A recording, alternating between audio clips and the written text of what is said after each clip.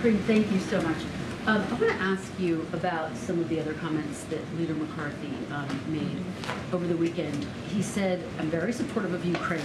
I think there has to be accountability going forward. You always need not a blank check, but to make sure the resources are going to where it is needed. Regardless of who wins control of the House, what is your message to Ukraine? What assurances can you give Ukraine that this administration, Congress will be able to continue to provide the funding that's needed? Because, of course, President Zelensky continues to say they need more weapons, they need more aid. So we are confident that the United States support for Ukraine will be unflinching and unwavering. That's what we believe, and that's how we see this going forward. You saw Jake Sullivan say the very same thing while he was in Kiev on Monday and reiterated the United States will continue to support Ukraine across a range of areas, whether it's security assistance, economic assistance, or human rights assistance.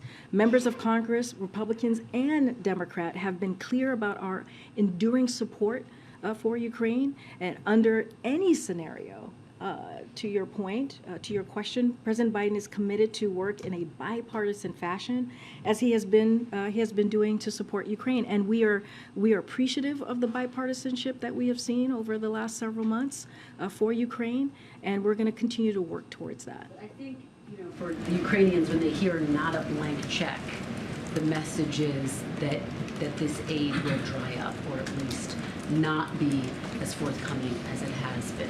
Why should they have confidence that it will continue to be unflinching and unwavering? Well, because the president has been very clear. Jake Sullivan was in Ukraine just a couple of days ago to reiterate that very message to President Zelensky and his team.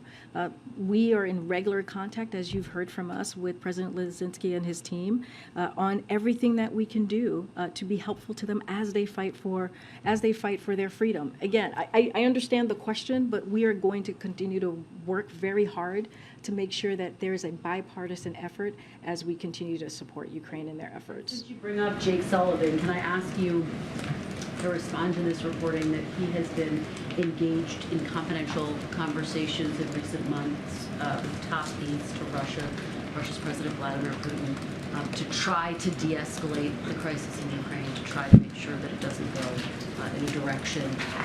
Yeah, I've seen those reportings. And look, people claim a lot of things about conversations that the United States has or doesn't have. I don't have any specific conversations to read out to you, but I do want to say a couple of things. We reserve the right to speak directly at senior levels about issues of concern to the United States. That has happened over the course of the past few months. Our conversations have focused only on risk reduction in the U.S.-Russia relationship. We continue to adhere to our basic principle of nothing about Ukraine without Ukraine. You've heard the president talk about this. You've heard he's written about this in an op-ed. But we have been careful to protect the timing and the content of the conversation so that we have the continuing ability to reach Russia, and these lines of communication are not cut off. And that's how we have moved forward over the last several months here.